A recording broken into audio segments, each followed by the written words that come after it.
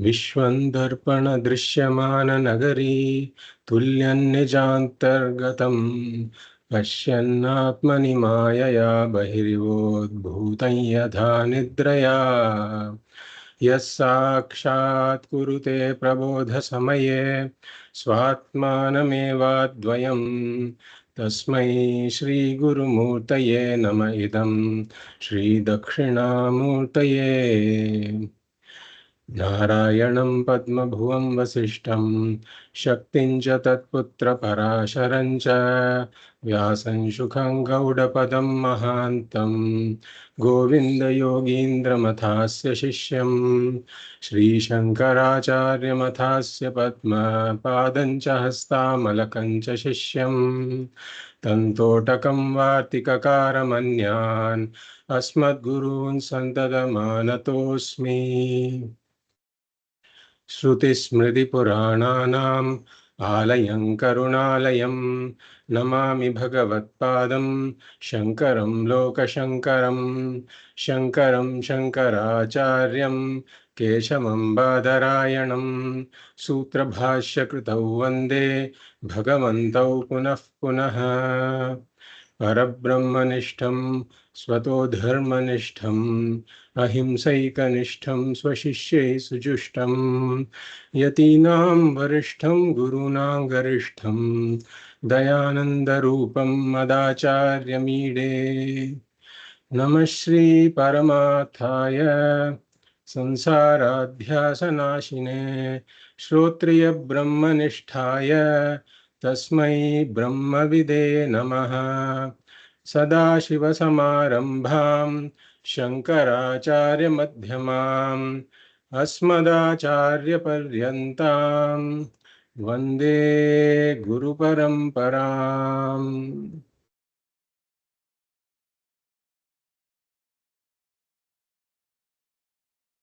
I welcome you all to the 24th class, the Fundamentals of Vedanta series. We have been looking into the question of how an adhikari becomes an adhikari. And we said that the adhikari has to meet three criteria. The adhikari must be a mumukshuhu, a seeker of moksha.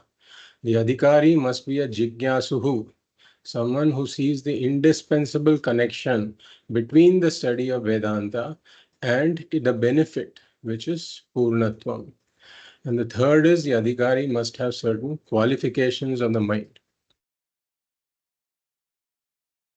So we have been discussing along these lines.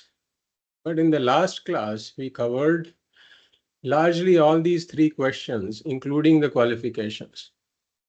So now we can define the adhikari in the Tattva Bodha language. Who is an adhikari? We can say the adhikari is a sadhana chatushtaya sampannaha. Sadhana chatushtaya sampannaha means someone who has sadhana chatushtaya sampattihi, the fourfold qualifications. And what are the fourfold qualifications? Sadhana chatushtayam kim? Nitya nitya vastu vivekaha, ihamutrartha phala bhoga viragaha, shamadhi shatka sampattihi, mumukshutvam cheti. Vivekaha, vairagyam, shamadhi shatka sampattihi, and mumukshutvam. What is vivekaha? The ability to separate. Separate what from what? Nitya, anitya, vastu vivekaha. The understanding that the entire world is anitya, but it must have a nitya adhishthanam. It is Brahman that the Shastras talk about, that Vedanta talks about. I don't know at this point what this Brahman is, but I know that there must be a nitya adhishthanam. And it is not wise for me to lean on the anitya vastus for my peace, security, and happiness. Instead, I must seek out what this Nitya Vastu is and derive my peace, security and happiness from that. So this is Nitya Vastu Vivekaha. The second is Vairagyam. Iha Swarga Bhogeshu Ichharahityam. The absence of Ichha, the absence of longing. For what? Anitya Vastus. Why? Because Anitya Vastus can only give me Anitya Sukham. But what I am after is Nitya Sukham. So not leaning on, not clinging to, not emotionally being bound by, tied up with Anitya Vastus is Vairagyam. Then Shamadhi Shatka Sampattihi. This the sixfold inner wealth. Shamaha, Damaha, Uparamaha, Titiksha, Shraddha, and Samadhanam. What is Shamaha? Mano Nigraha. The discipline, restraint, or management of the mind. In what way? Basically, making the mind available for the study of Vedanta by largely having the ability to ask the involuntary thoughts to vacate the mind when I want to focus the mind on a particular task. And what is Damaha? Chakshuradi Bahyendriya Nigraha. Discipline, restraint, or management of the sense organs. In what way? By not having uncontrolled contact of the sense organs with all parts of the world. Why? Because certain parts of the world can be problematic, provocative, tempting, addictive. So avoiding contacts of the sense organs with such parts of the world. Why? Because if such parts of the world enter the mind, then they generate world-generated involuntary thoughts that may then refuse to vacate the mind. So, Chakshuradi Bahyendriya Nigraha is Damaha. And what is Uparamaha? So, Uparamaha is withdrawal. Withdrawal from what? Adharma. And then what does one do after that? Swadharmanushtanameva. Basically, performing what one's dharma is, what one's swadharma is, based on the Shastras, based on what the Veda Purva tells me. And then we saw the alternative definition of Uparamaha, Bahya Analambanam Vrittehe. Basically, not being extroverted, the thoughts not being extroverted. And for that, it means that the thoughts have to be introverted. And how do the thoughts become introverted? Of course, there is Shamaha and Damaha can accomplish some availability, quietude of the mind, but then one has to develop an interest in something subtler, something more, something higher. One has to get a higher happiness from another source. And when that happens, then the vrittis automatically stop being extrovert. So this is Uparamaha. Then Titiksha. Shitoshna Sukha Dukkhadi Sahishnutvam. The world is fluctuating. The world will have pairs of opposites. Heat, cold, pleasure, pain, profit, loss, praise and insult. All of this will happen. But then one cannot be like a touch-me-not. A touch-me-not, what happens is something touches it and then it wilts. So a person has to have some strength to withstand these kinds of pairs of opposites. Because these pairs of opposites will happen in life. And if one is always constantly complaining or lamenting, or even for little fluctuations like heat or cold, trying to seek remedies, then a large part of the life will be wasted in these pursuits. The idea is to conserve all this mental energy that would otherwise be wasted in lamenting and fussing about things and seeking remedies, and direct it to Shravanam, Mananam, and Nididhyasana. Then the next is Shraddha. Guru Vedanta Vakyadishu Vishwasaha. And understanding that what the Guru and what Vedanta are trying to tell me is for my own highest benefit. It is trying to tell me something that is extremely important for me to know. And if I miss that, then I will constantly be in the struggle of samsara. So giving the Guru and the Vedanta a benefit of doubt, that at this point I may not understand fully what they're saying, I may not appreciate it completely, but I don't reject what the Guru is saying, what the Shastra is saying. I keep an open mind about what they are saying. If there is any disbelief, I suspend my own disbelief. And then I question my own intellect as to why are you not able to understand what the Guru is saying, what the Shastra is saying? Where am I going wrong? Where am I getting stuck? So instead of saying the Guru is wrong or the Shastra is wrong, I direct that inquiry towards myself and I ask myself this question.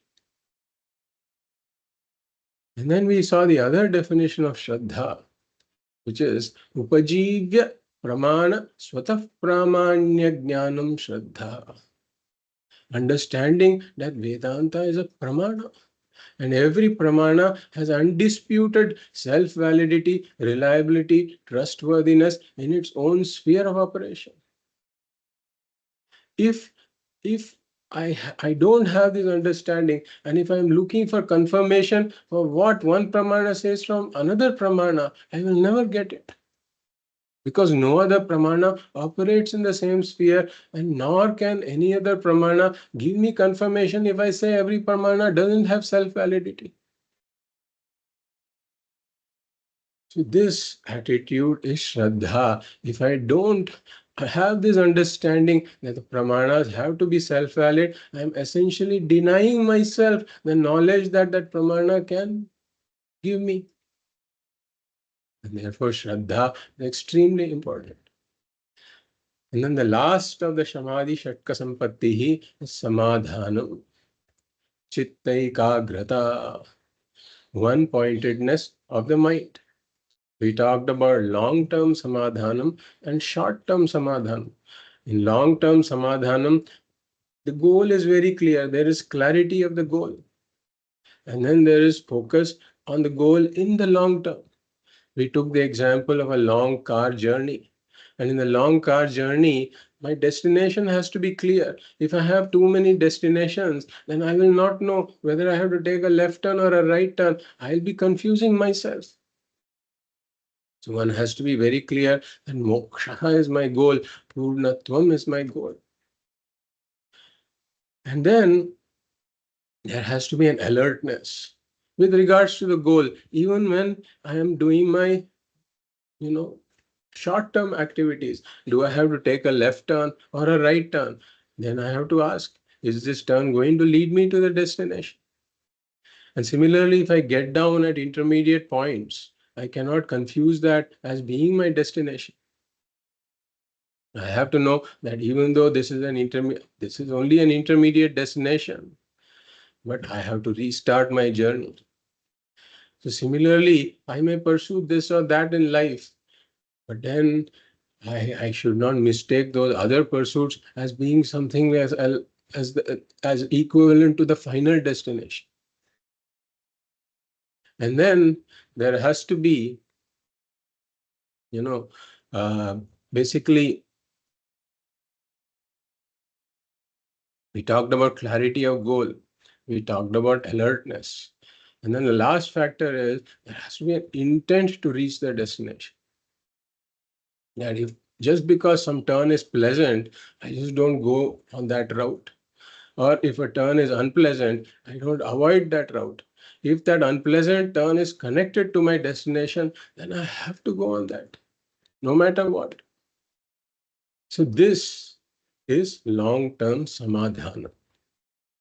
And then there is short-term samadhana, which is the ability to invoke a certain focus of the mind on the task at hand. And we said everybody has this ability when we are watching a thriller or a cricket match, etc. then we are able to have this silence both internally and externally. We have this silence. We are just, there is this suspenseful situation. So the mind is totally absorbed in it. So we all have this ability. But it is possible to invoke this kind of a similar ability with regards to the study of Vedanta also. One has to have an interest in the topic. That is the key thing. And once one sees the value, once one develops an interest, then it is possible to have this kind of samadhanam. In fact, the mind will helplessly go towards this topic even without willing it. So this is Shamadhi Shakka Sampattihi. And then the last qualification we discussed was Mumukshutvam. Moksho me bhuyat iti ichcha. Let this freedom be mine. Let the liberation be mine. This idea, this kind of a desire. So vairagyam was ichcha rahityam. Absence of longing for what? Anitya vastu. Here it is ichcha. Moksho me bhuyat iti ichcha. So here it is desire. Desire for what? The nitya vastu. This is mumukshutvam. And we said that the mumukshutvam has to be channeled. One has to become a jigyasu. One has to understand that moksha is eka sadhana sadhyam and the sadhanam is jnanam. That moksha can only be accomplished by jnanam. And that jigyasutvam should also become shushrushtvam. The desire, one being desirous of shravana. So mumukshutvam, jigyasutvam, shushrushtvam. The mumukshu must become a jigyasuhu who becomes a shushrushuhu. How does he become desire of shravan? By understanding that knowledge can only be gained through a pramanam. And what is the pramanam in this case? It is Vedanta. And where is Vedanta? How is the pramanam of Vedanta employed? Only during shravana. So all of this has to be clear, and then this person comes to Vedanta. So now the big question is that how does one gain these qualifications? Now let's go back to the 10th man. The 10th man is already the 10th man. But the 10th man is ignorant of his own status of being the 10th man. So now the 10th man is seeking. What is he seeking? He is seeking the 10th man. So he is very busy seeking the 10th man. He is very worried that somehow I have to find this 10th man. Otherwise, how am I going to show my face to my guru? What am I going to tell the parents of the 10th man? So all of these thoughts are in his mind. And then he's directing people, you go this way, you go this way, I'll go this way. So now just imagine that when the 10th man is in this kind of a state of mind, if the passerby comes by and says, "Hey, listen to me, I have something very important to tell you." And especially if he says that it is a philosophical topic. And he's like, hey, we have an emergency here. There's a manhunt going on. A person is missing. At this point, I have no time to listen to you. But this passerby will say, but listen to me. No. You go there. I have to go there. His mind is full of this. I have to do this. I have to do that. So at this point, the passerby is helpless. So similarly, if the guru confronts such a person, the guru is helpless. So what has to happen? This person has to quieten down. It's almost like the person is drunk. Imagine reasoning with a drunk person. He'll say, what did you say? Stop this. I was there, this happened, that happened, and all this. He'll talk about what he wants to talk about. He will not give the other person an opportunity to even talk. So this person has to be quietened down. He has to become sober. The same thing is for Vedanta also. This Jiva is already Brahman. Already Brahman. But he is ignorant of his own status, of being Purnaha, of being Brahman. And then what? Basically, if this was all there is, if it was just ignorant, then the pramana could work. The problem is that he is not just ignorant, he is turbulently ignorant. Because his mind is engaged, busy, preoccupied, going after this and that, saying that this is going to give me peace, security, and happiness, that is going to give me peace, security, and happiness. So he is busy in the pursuit of artha, kamaha, and dharma. So at this point, if the guru tries to tell him, hey, there's something important I have to tell you. So, oh, are you going to talk that Vedanta again? See, I have this deadline at work. Sorry, I mean, we'll do it some other time. What you say seems to be interesting, but right now I'm very busy with a lot of things. So this is the mindset this person is in. So he is not just ignorant, he is turbulently ignorant. And in this case, the words of the Guru, the words of Vedanta cannot do their job. Now, what is it that makes this person turbulently ignorant? We say there are two factors, and we discussed this before. One is malaha, the other is vikshepaha. So now, if we have to understand how this person is going to become quiet, what is the technique that the Shastras propose for bringing this person to being quietly ignorant instead of turbulently ignorant, we have to understand some of this malaha and vikshepaha and all that, what they are. So in that PDF that I had sent, that has a definition of malaha and vikshepaha on the first page. So we'll go through that. So it says, malam nama papam, malam nama papam, tacca sanskaratmana ati sukshmatvat na pratyakshi kriyate. Kintu nishidha karmanushthanena vishayasakya chittagata shubhavasana cha anumiyate. So it's saying malam nama kim. If somebody asks what is malam, it says malam nama papam. So these extracts are from a commentary on the Vicharasagara, which is a comprehensive text on Vedanta. So the Tika there has got these snippets which I thought would be interesting to discuss.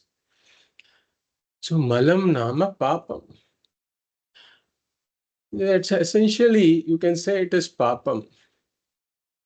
And why is it? Because it keeps one away from one of the most desirable pursuits that can give him this purnatvam. It is keeping him away from that.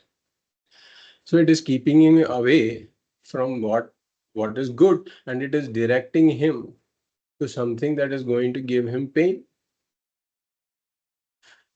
So tacca sanskaratmana. So this malam is of the nature of samskara, it says.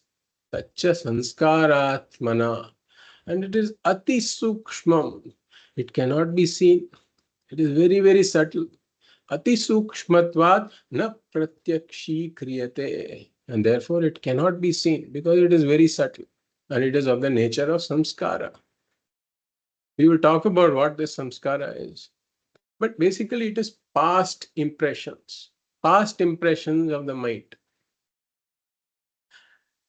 Now, how do you know it is there? So it says, Kintu nishiddha karmanushtanena. Because this person is pursuing nishiddha karmas. We have discussed this, prohibited actions. Papa karmas, adharma. So that is one indication that this malaha, this is there.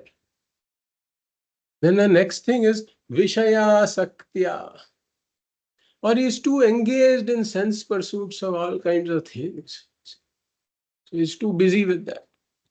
Vishaya Saktya. You've got a lot of attraction to all this. Sense object pursuits. And the third is Chittagata Ashubhavasana Bhihi. Or there are all these Ashubha thoughts, inauspicious thoughts that arise in his mind that lead him astray. All of this indicates the presence of malam. Then what is vikshepaha? That is the next definition there. Vikshepo nama chitta chanchalyam. Chitta chanchalyam. What does chanchala means? Chanchala means jumping about, very, very active. There's a highly active mind. Chitta chanchalyam. Highly preoccupied, active mind, jumping from this topic to that. Constantly thinking about something or the other of the world. So these are the obstacles that lead this person to be turbulently ignorant, that make this person turbulently ignorant. So what does one do about this?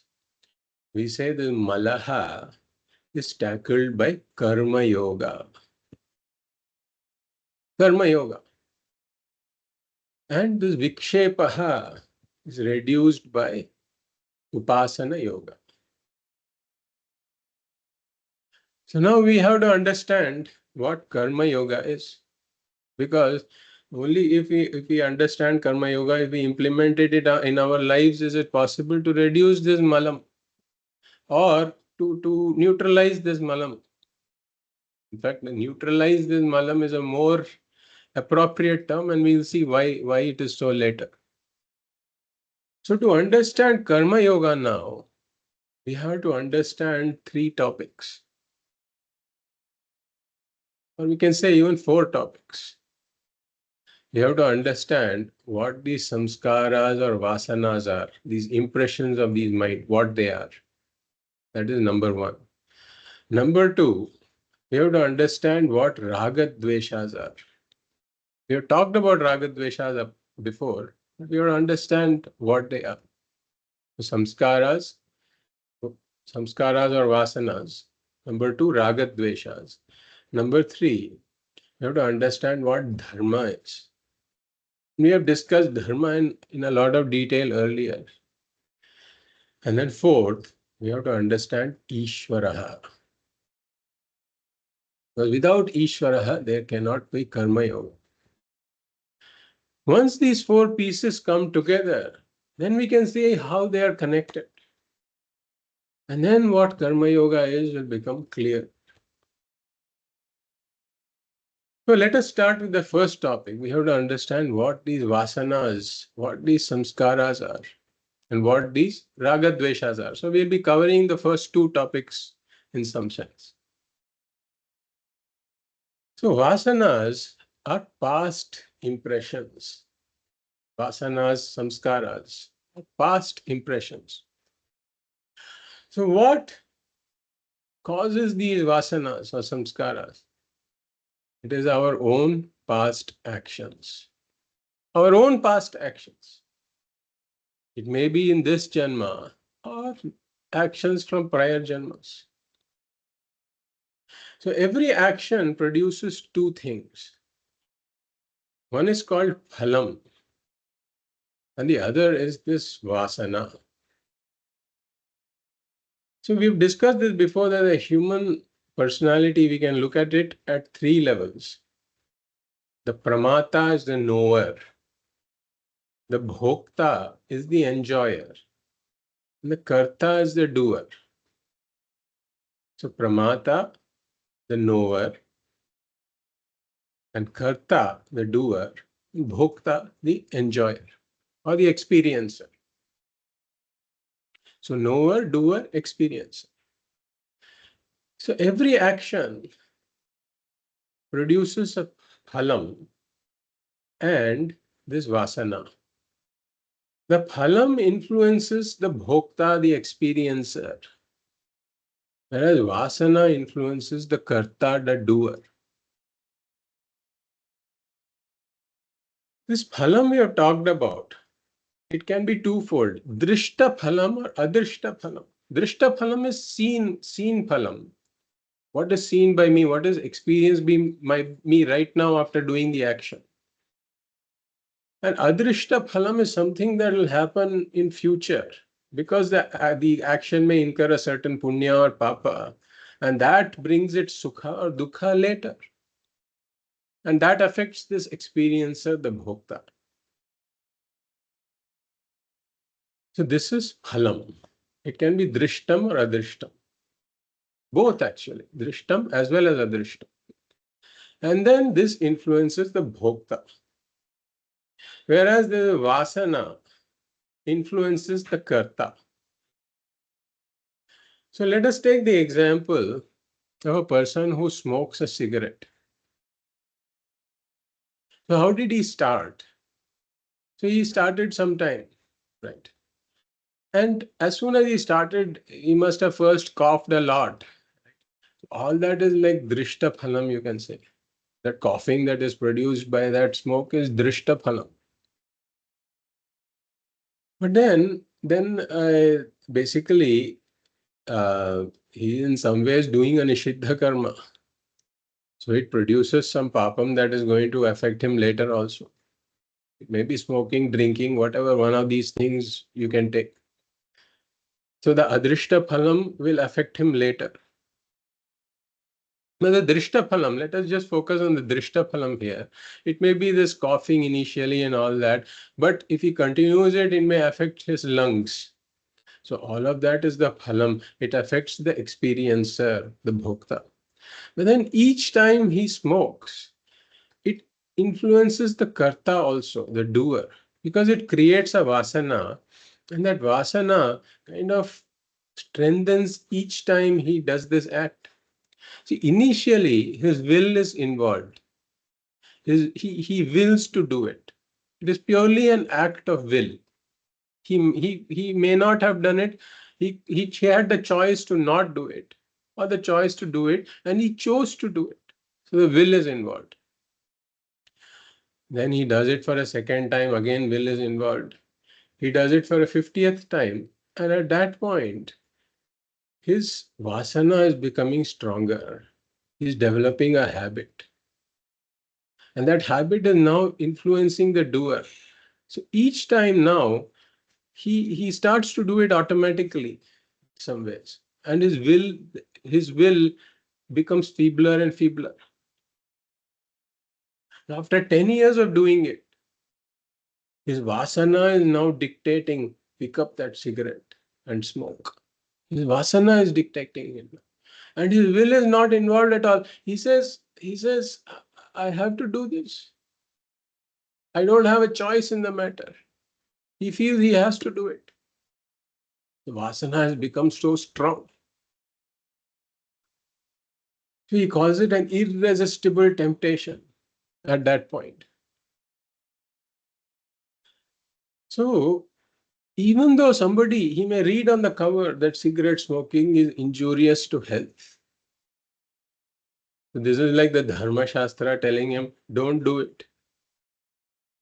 But then what happens? He says, Janami dharmam na cha me pravrittihi, janamya dharmam na cha me nivrittihi, kenapi devena hridisthitena, yatha niyuktosmi tatha karomi. He says, I know what dharma is. This is Duryodhana's statement that we had discussed before. I know what dharma is. I know what adharma is. I can read this is injurious to health. I know that. But janami dharmam nacha me pravrittihi. I am not able to do it. Follow the dharma. I am not able to put this down.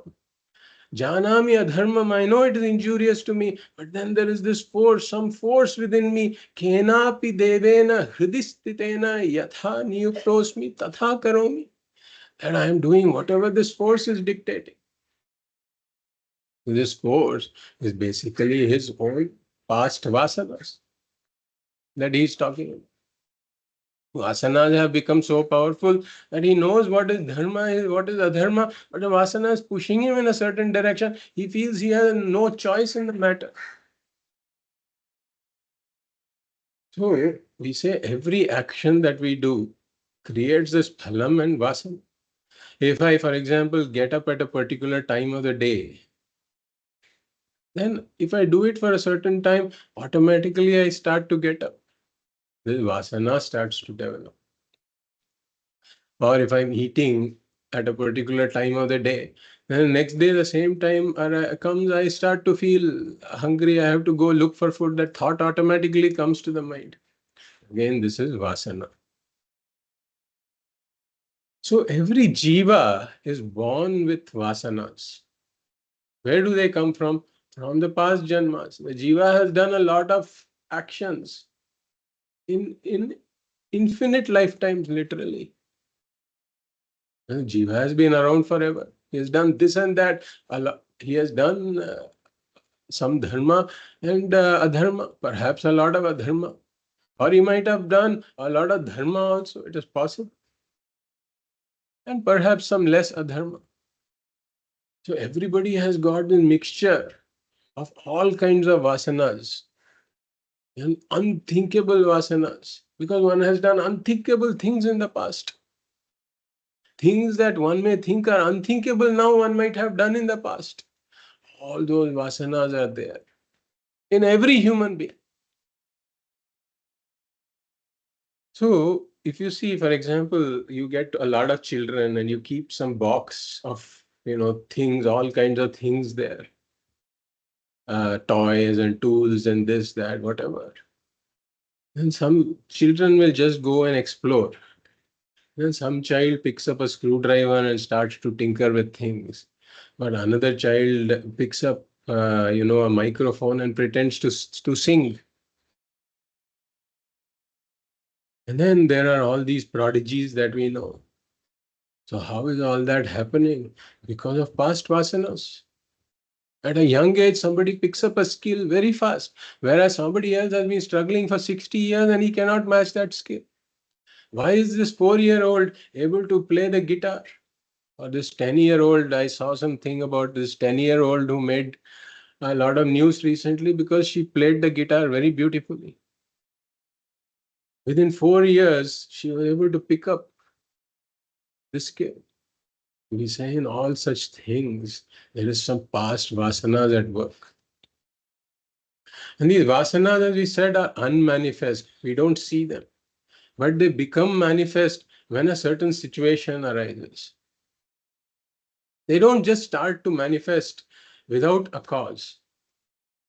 Because then all kinds of random vasanas from all over,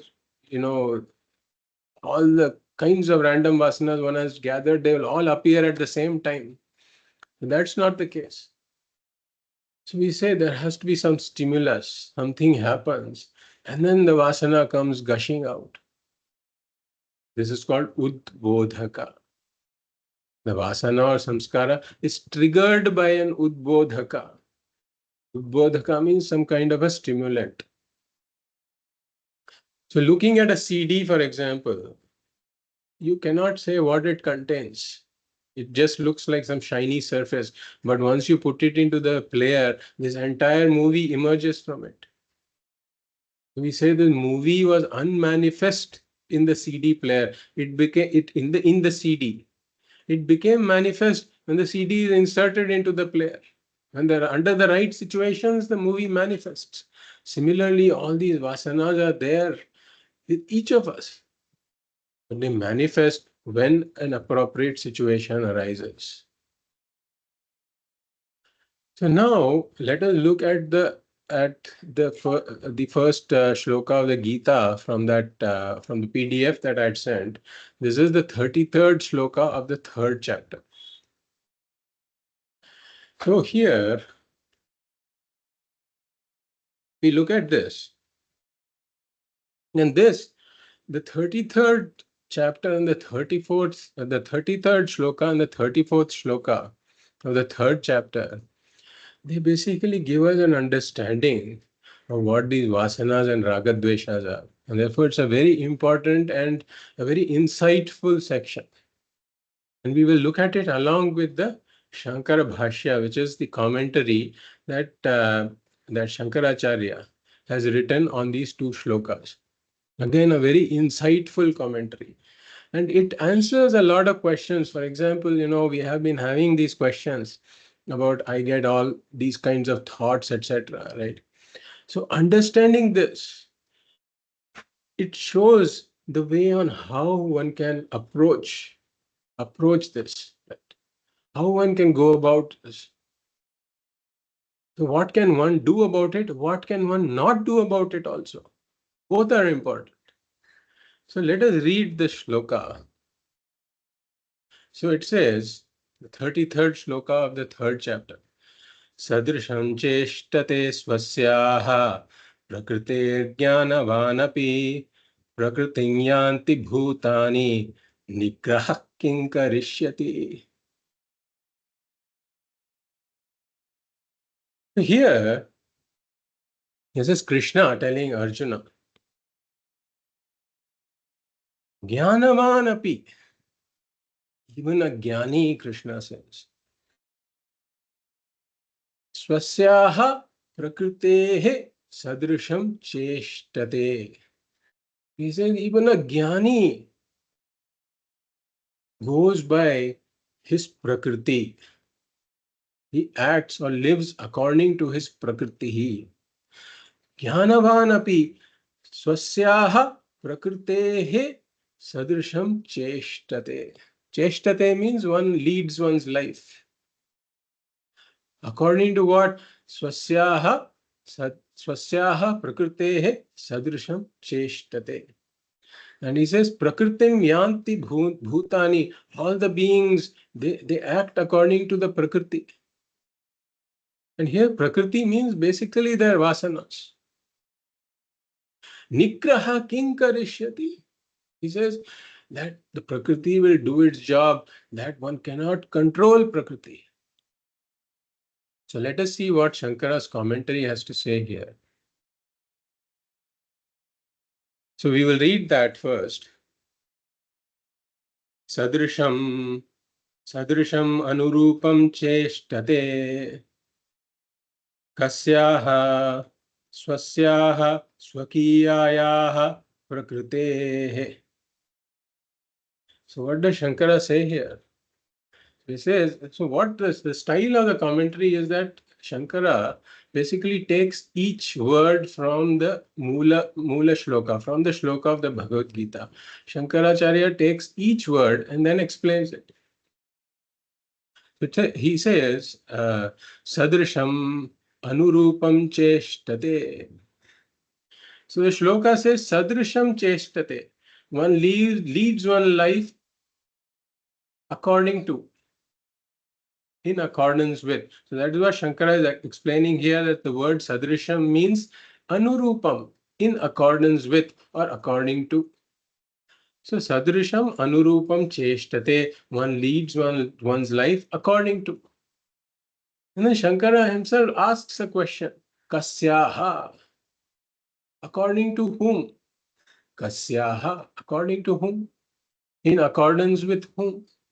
And Shankara answers the question because he says the answer is in the shloka itself. Swasyaha swakiyayaha prakritehe sadrisham cheshtate. So one leads one's life according to one's own prakriti. Swasyaha prakritehe means in accordance with one's own prakriti. Prakriti here means vasanas, samskaras. So then Shankara explains what is prakriti. So prakriti nama purvakrita dharmadi sanskara vartamana janmadau abhivyaktah. So prakriti nama purvakrita dharmadi sanskaro vartamana janmadau abhivyaktah. What is prakriti? Basically, Shankaracharya is defining Prakriti here as Purvakrita Dharma Dharmadi Samskaraha Vartamana Janmadau Abhivyaktaha. Meaning that Prakriti is basically Samskaraha. Samskaraha, how was this Samskaraha gathered? Purvakrita Dharma Dharmadi Samskaraha means samskaras that arise from past actions that may be dharma or adharma. One may have done a lot of dharma, a lot of adharma also. All those actions have generated samskaras. And that is basically prakriti. And he adds another clause, Vartamana Janmadau Abhivyaktaha, which is manifesting in this life. Vartamana Janma Adi. So in this life, these vasanas are manifesting, these samskaras are manifesting. And then Shankara continues, Sa Prakritihi, he says. So this is Prakritihi. And then Shankara says, Tasyaha sadrishameva sarvo jantuhu jnanavanapi kim punaha murkhaha. So Tasyaha sadrishameva sarvaha jantuhu jnanavanapi. So in accordance with this Prakritihi, Tasyaha Sadrishameva, in accordance with this Prakritihi, Vasanas, Samskaras, Sarvaha Jantuhu, all beings. It may be birds, insects, animals, plants, trees, whatever. This is a law that they go according to their Prakriti. They are acting according to their Prakriti. A dog cannot act like a cat. It cannot mew. A cat cannot bark like a dog. Even a sandalwood tree is Prakriti. As Puja Swamiji said, it is not something where the fragrance is only in its flowers, its wood also smells, is fragrant. That is its Prakriti. It's going according to its Prakriti. So every being is acting according to his or her or its Prakriti. Jnanavan api. This is very interesting.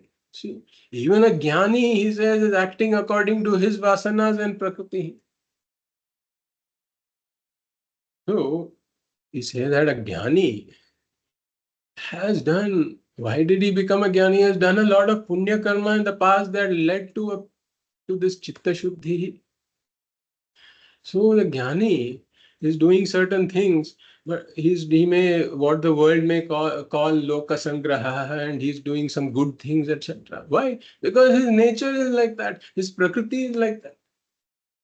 So even a jnani is going according to his vasanas, and then there may be some active jnanis, and there may be some passive jnanis. Basically, a jnani is one who knows I am Brahman, I am Purna. There may be a jnani who is sitting in one corner doing nothing. He just eats 3 meals a day and does nothing. Why? Because his vasanas are like that.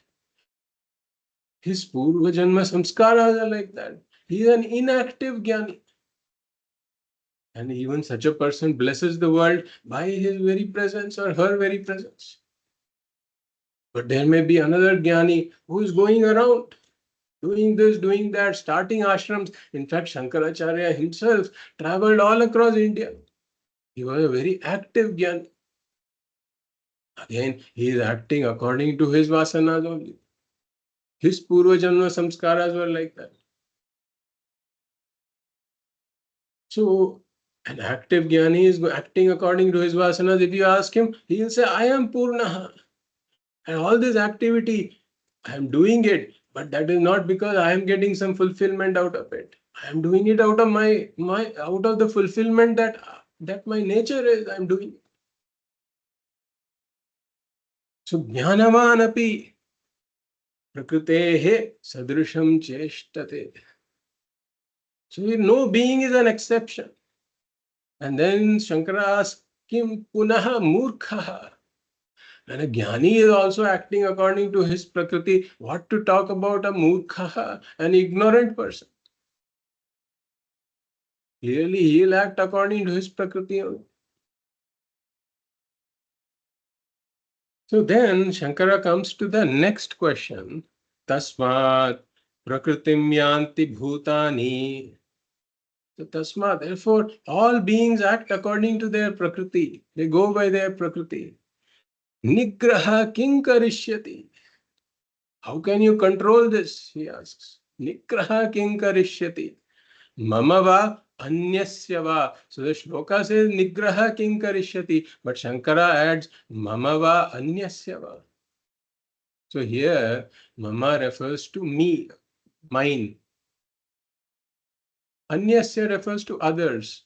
So how can one tie up Prakriti? Prakriti cannot be tied up.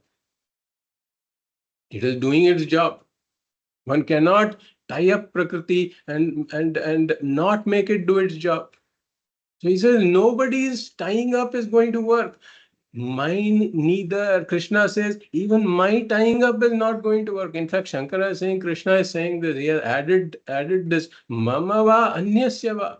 Even my control is not, my tying up is not going to help, Krishna says. Because if Bhagavan could really control everybody's prakriti, everybody's vasanas, why would Bhagavan even bother to give a shastra saying do this, don't do this? Bhagavan could just alter somebody's prakriti or vasanas and make that person come to Vedanta and straight away give him that jnana. So Bhagavan himself says, Mama va anyasya va, nobody's control can tie up Prakriti. Prakriti will do its job. So then this raises a serious question, which is asked in the next point. In the commentary, Shankara brings out this question, and as if some objector, some Purva Pakshi or objector is asking this question. So we will read that portion. So this is introducing the next shloka. So in between shlokas also Shankara adds certain notes. So we will read that. Yadi sarvo jantuhu atmana prakriti sadrisham eva cheshtate nacha prakriti shunyah kaschidasti tatah purushakarasya vishayanupapattehe shastranarthakya praptau idam uchyate. So the person raises a question, Yadi sarvaha jantuhu atmanah prakriti sadrisham eva cheshtate nacha prakriti shunyah kaschidasti. If all beings are acting according to their vasanas, atmanah prakriti sadrisham eva cheshtate. So he adds this eva here.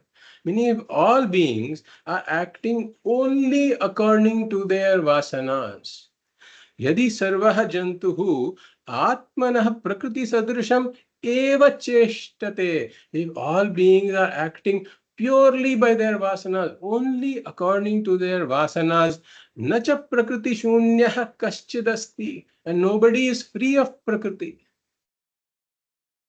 ततः पुरुषकारस्य विषयानुपपत्तेः, and there is a problem, he says. What happens to Purushakara? Purushakara means free will. What happens to free will?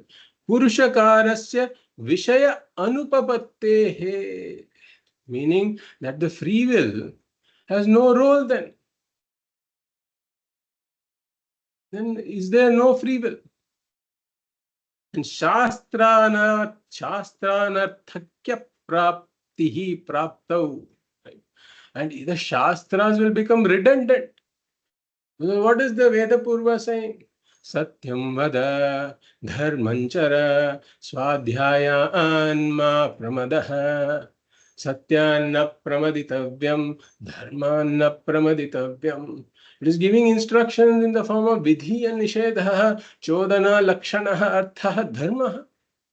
So the dharma shastras will become redundant. If everybody is acting according to prakriti, if prakriti cannot be tied up, If Prakriti has to do its job, then what's the point of the Dharma Shastra instructing do this, do that? Well, anybody is just going to act the way Prakriti dictates. So there are two problems. What happens to free will? What happens to the Dharma Shastras? So this is answered in the next question. Next shloka of the Gita. So you will read that shloka. Indriyasya indriyasyarthe raga-dveshau vyavasthitau tayornavashamagachet tau hyasya paripanthinau.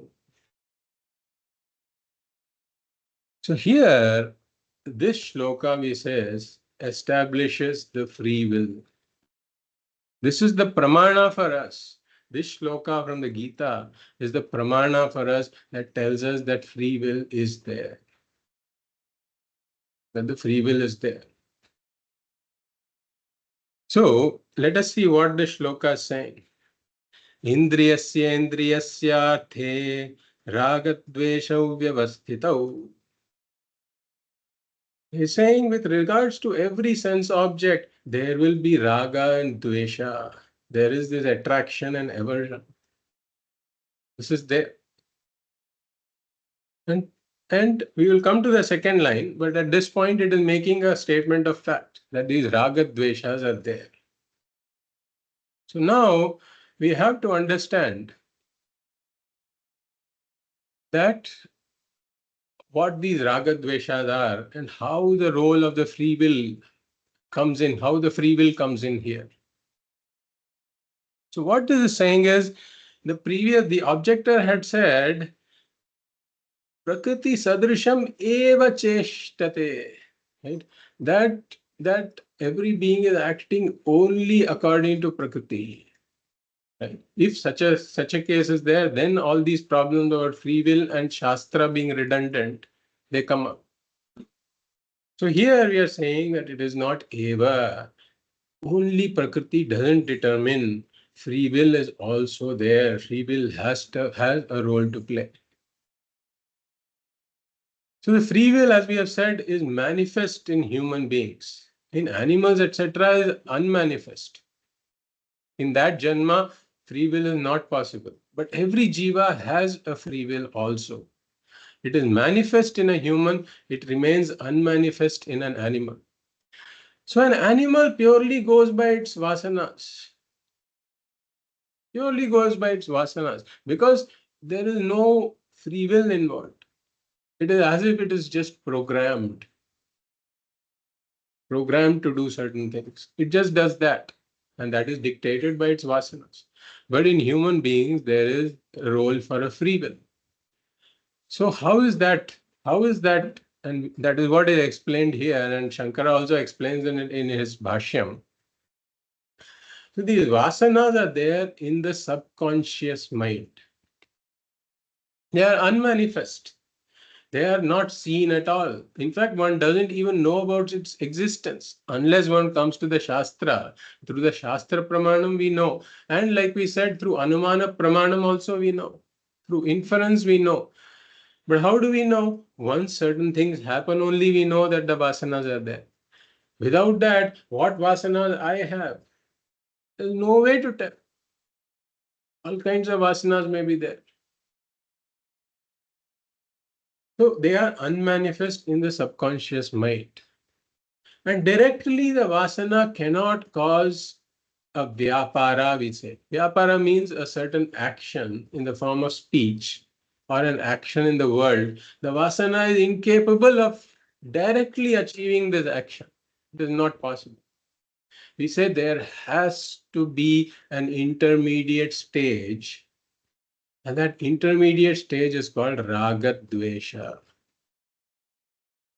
So this Vasana Prakriti, this Prakriti that is in the form of Vasanas, it has to manifest as ragas and dveshas in the mind, as some form of attraction or aversion. It has to manifest as thoughts of ragas and dveshas in the conscious mind before an action can happen in the world, either through speech or through one's body, through the karmendriyas. So this intermediate stage is necessary. Without that, the vasana cannot do anything. The vasana is there in the subconscious mind. One doesn't even know it is there. So there are some important things to note here. One is, in this janma, I have no control over my past vasanas. The past vasanas are there. It is my own past self-effort that has created these vasanas that are there now. So I cannot control whether it is there or not. It is there. This is what the previous shloka established. In every being, this prakriti is there. And there is another thing where I have no control over. In certain situations, these vasanas will give rise to raga and dvesha vrittis. Whether I like it or not, it will happen. The free will is not involved in this step at all. It's the vasana creating the vritti. That again I have no control over. It is like, for example, if there is a CCTV camera and that CCTV camera has been programmed, it is looking at a gate. And when a person approaches the gate, the CCTV camera has been programmed to beep. So what will happen? This person comes, it beeps. Another person comes, it beeps. There is no control or free will there. It is a mechanical action, a programmed action. Similarly, in our personality, there is this programming due to the past vasana. The past vasana will programmatically, mechanically give rise to this vritti of raga and dvesha. I have absolutely no say in that matter. This has to be very clear. So it is meaningless to say, don't have ragas and dveshas. It is meaningless to say that. Because a person cannot exercise his free will and tie up prakriti to not create these ragas and dveshas. It is not possible. That is why Pujya Swamiji says that, there is a lot of spiritual advice that goes in the name of don't have this thought. That kind of an advice is not really proper.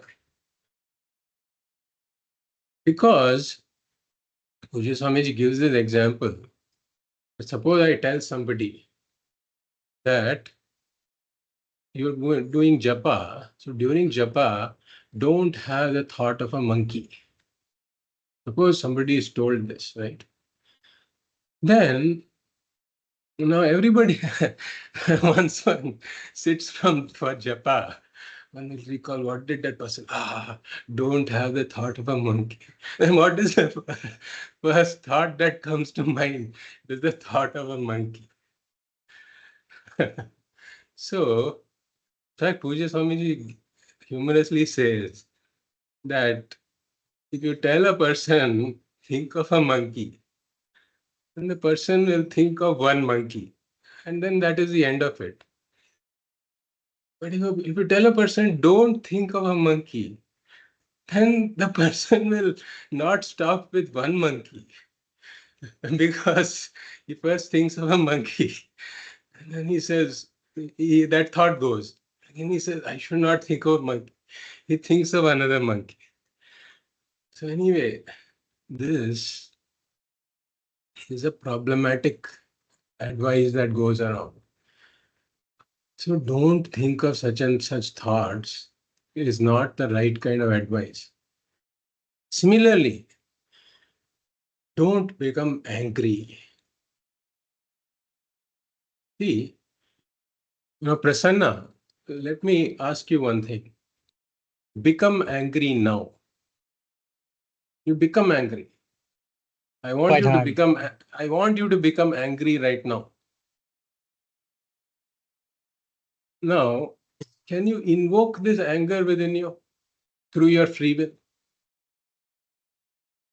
So again, anger is something where the Vasanas play a role. The Vasanas make one angry. One doesn't become angry. A certain situation happens, and then anger is created by the Vasanas. The free will is not involved at that point. So, what is the role of the free will? Free will has a role. We will talk about that. Once this vritti has come, what one does with the vritti, that one can use one's free will. But in the production of the vritti, the free will has no role. It is coming from the vasanas. So sometimes some really, nasty thoughts can come up also, which may surprise or take one aback. So again, this is not due to free will. You can say that it is due to the free will of the past, which did a certain actions that created those vasanas, but it is not due to your present free will that this nasty thought can arise. So one may get into, some kind of that I am a very spiritual person who has been doing a spiritual pursuit for a long time, but then suddenly this nasty thought arose. And then I should, do something about tying this down or judging oneself that, I am not meant for this spiritual pursuit, I'm not ready yet, or I'm not qualified yet. Those kinds of, subsequent turbulence can happen in the mind. So basically, we are saying that one should not assign guilt to oneself for such things, because it is not an act of the free will. It is the vasana that did this. Free will has an important role to play. We will discuss that. But the vasana, here we are saying that the vasana is doing its job, Prakriti is doing its job, and no one can stop it from doing its job, which is creating this vritti. After that, the free will has a job. What to do with this vritti? That's the second thing. Right? The vritti has to get converted into vyaparaha, and there I can intervene with the free will by making an appropriate expression of that is in my hands.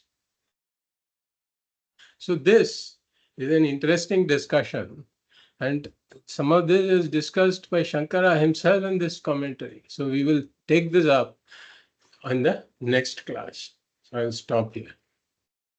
Om Purnamadah Purnamidham Purnat Purnamudachyate Purnasya Purnamadaya Purnamevavashishyate. Om Shanti Shanti Shanti.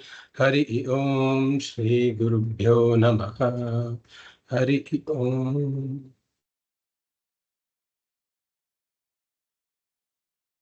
So any questions or comments on what we have seen so far?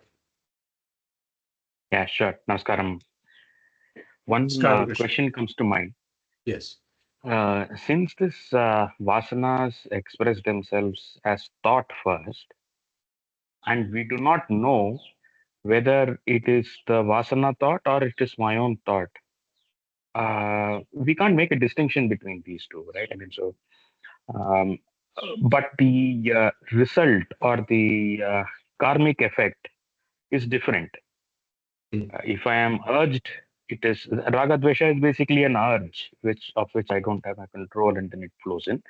But it does not produce a karma.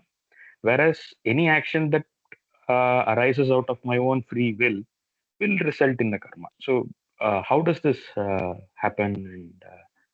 And is there something where somewhere that we can intervene, or even be aware that this is part of my free will, or is it part of? That's the question. See,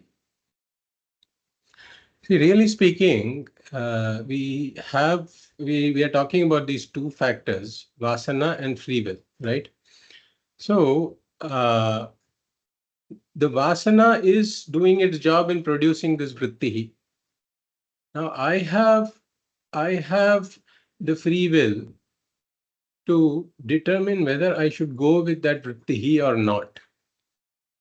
So that free will is there, that whether I should go with this or not. Now, in some cases, the vasana may be very powerful, like in case of Duryodhana, for example, right? However were his vasanas cultivated through his past janmas, he might have done a lot of adharma, and even in the current janma, he had a lot of dussangaha of Shakuni, etc., that fueled his vasana generated thoughts further and further, right? So the dussangaha or bad company, it adds to fueling the vasana generated thoughts. Whereas the Shastra, for example, or Satsangaha, etc., it gives the power to the free will to ask this person to stand away from these vasana generated thoughts and not pursue them, but evaluate it through the eyes of dharma and adharma. So that is the intervention that the free will has to do. And that is something that we'll discuss in a lot of detail in the subsequent Shankara Bhashyam. That is the subject matter actually, as to how one does the intervention. Okay, thank you. Yeah. So basically, we need to filter every thought that happens and pass it through the filter of dharma and see. Exactly. Okay, got it. Thank you. So can I ask a question, Vishwanath? sir? Yeah. Yes. My question is, as you said in this particular discussion, vasanas are coming from the past impressions and past actions. Mm-hmm. By attending the satsanga, the purity of thought arises, and we should have that free will to decide whether to attend the satsanga or maybe tushta, bad relationship with somebody.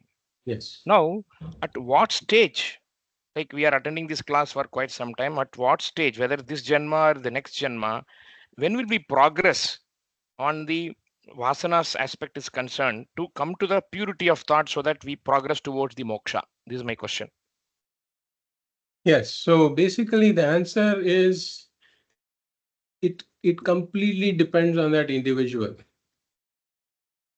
because it depends on that particular individual, how qualified that individual is, right, to grasp what is being talked about. And there may be, really speaking, that some people who have purva janma vasanas that are propelling them in the right direction, right? And vasanas need not necessarily be bad. In fact, vasana is vasana. It may be shubha vasana or ashubha vasana, right? So, so basically, all that is in one's hands is to do the right karmas. Right? If somebody has been doing the right karma, if one has been doing dharma karya for a very long time in the past, then in this janma he'll find himself in a situation where everything is clicking. And what the Guru and Vedanta is saying, I am able to understand. In fact, such a person will understand it helplessly. The other way is also possible, which is due to the Shubhavasanas that created all these qualifications in his mind. So basically, on the other hand, if one is finding it difficult, then what it means is you start working in the right direction. One has to start working in the right direction, and that is why the Karma Yoga approach is discussed. So if one finds that I have some qualifications to gain, then one has to start on Karma Yoga and understand what it is and start to do that. And when something has an effect, it is very hard to predict.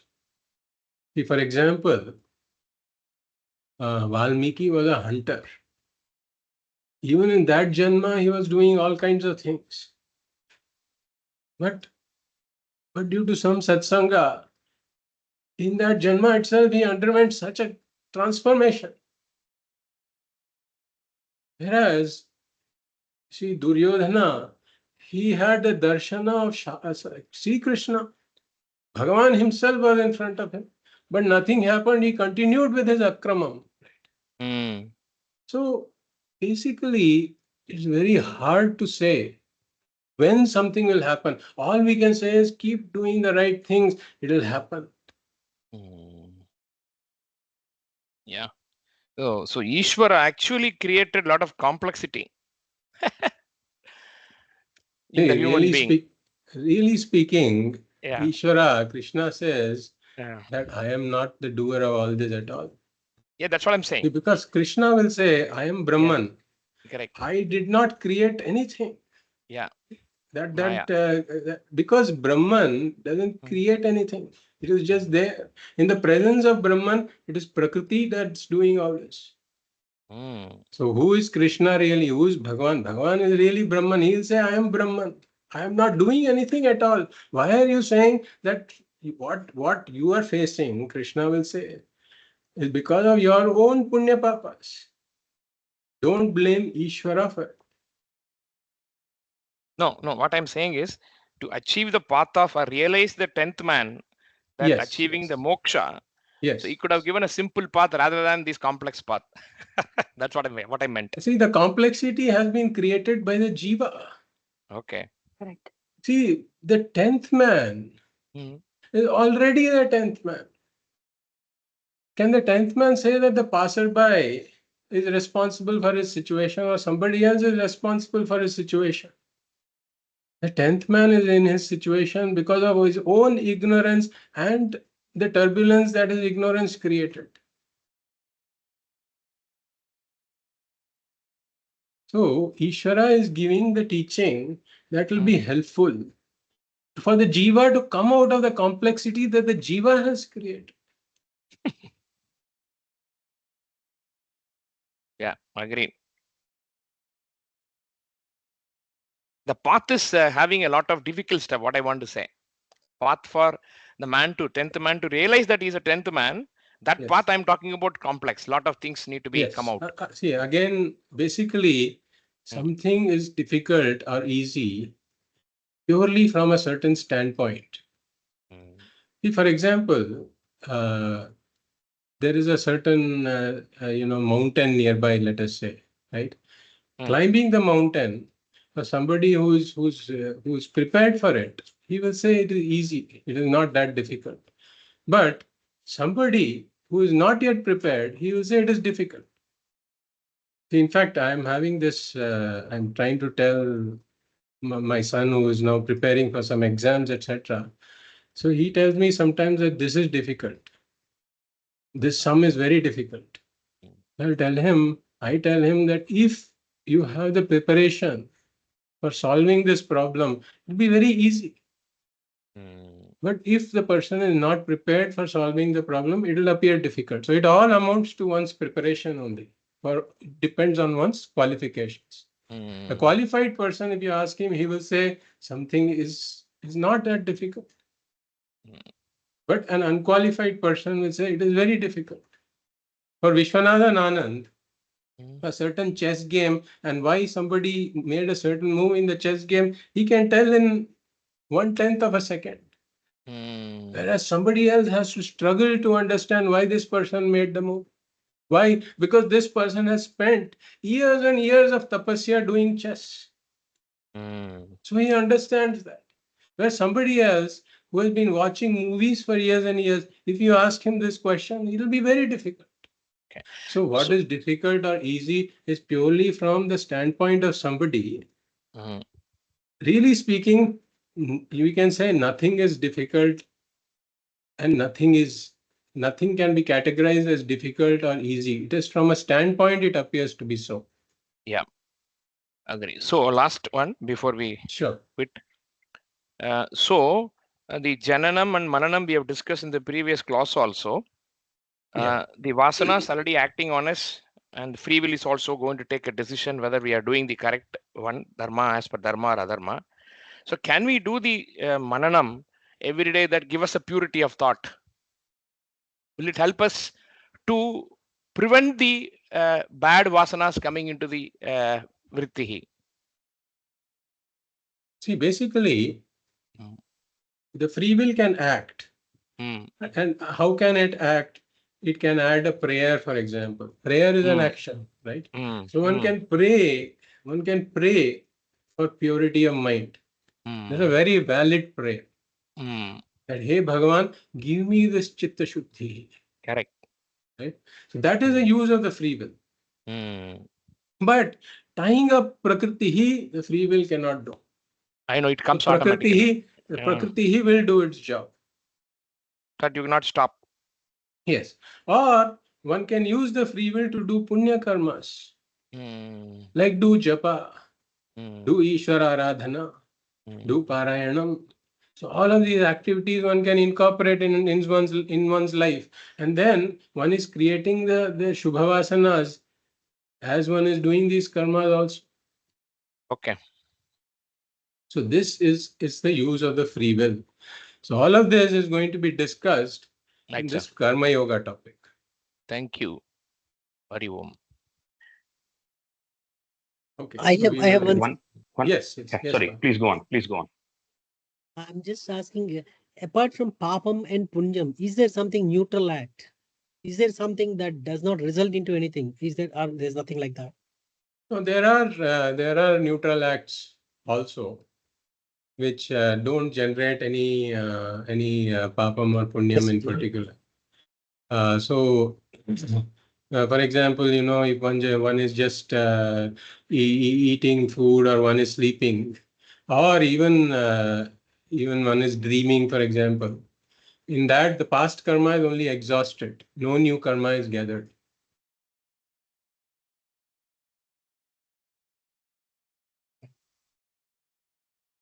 Krishna, you had some other question, or? Yes. Well, this is based on the discussion Mr. Vishwanathan had with you just now. So, if we pray towards Ishvara for a particular, way of thinking or a blessing, but it is actually the Prakriti which is leading us to that result. Don't get me wrong; it's not a very impudent question, but so what exactly is the role of Ishvara?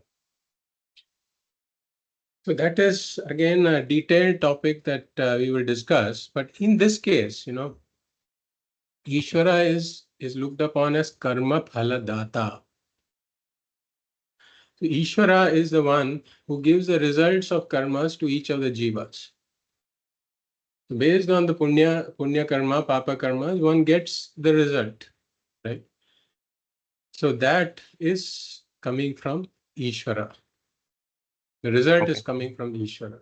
And basically, as one does the dharma karyas, etc., one is gathering punyam, right? And both punya, both shubha vasanas, as well as, so both the adrishta phalam, as well as the vasana one is gathering. Vasanas to do further punya karmas, as well as adrishta phalam, which is this punyam or papam, based on what type of karma it is, one is gathering. So that will have its effect in the future. So Ishvara doesn't give results arbitrarily. Ishvara, if things were happening in this creation arbitrarily, that would be a very unjust creation, we say. So whatever happens in one's life, right, there is past papam or punyam unfolding, which causes that. There has to be a cause for everything we have said, right? Nothing happens randomly. So there has to be a cause. And the cause is traced back to one's own papa and punya. And Ishvara is very just. He doesn't say, today I feel like giving some good result to this person, therefore let me give him, or today I feel like giving some bad result to this person, therefore let me give him this. That would make Ishvara unjust. We say Ishvara goes by the law of karma in giving the results. So instead of working or praying or worshipping to the Ishvara, we should focus more on our own actions. Because Ishvara does not have an influence on the outcome. He's like a roaster master who, according to our own karma only, distributes the resultant karma. Yes, but that worship Now, what is punya and papa? We come to know only through the shastram, right?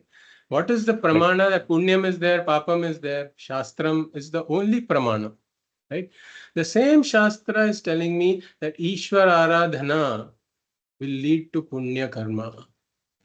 Okay. It's the same Got it. shastra. Okay, So the got it, pramana got it. that Ishwara Aradhana leads to punya karma is also only through the shastra pramana that we come to know.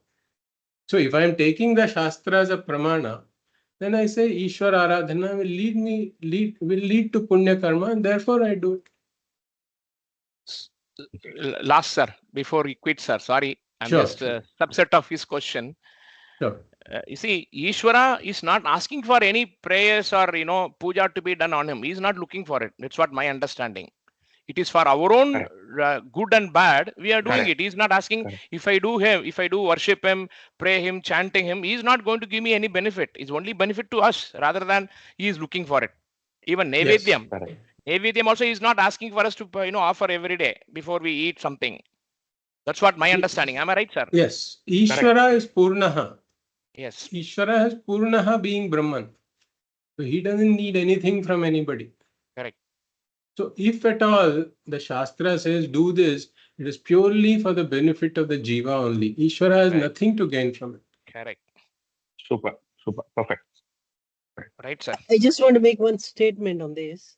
Yes. Is that I'm trying to interpret Uparamaha in this case, where by doing this Ishvara Aradhana, what we are doing is we are putting positive thoughts and displacing the if you leave the mind open, it can attract both positive and negative.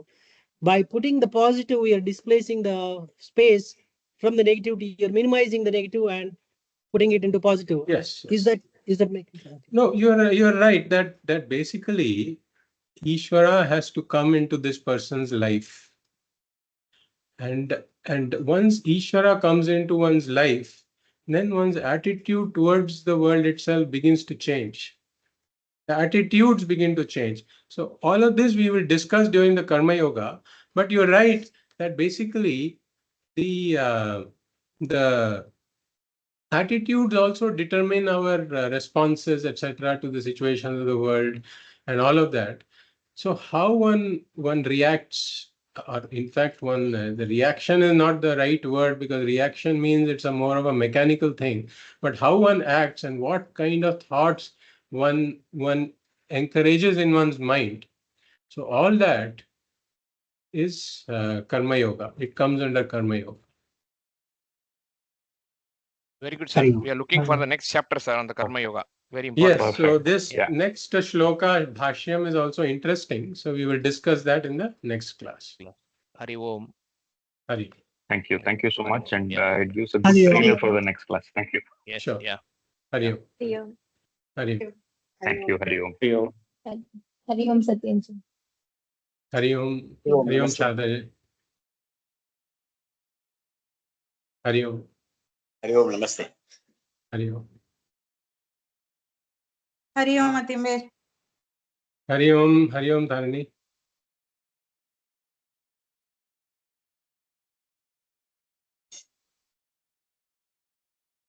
Hari Om.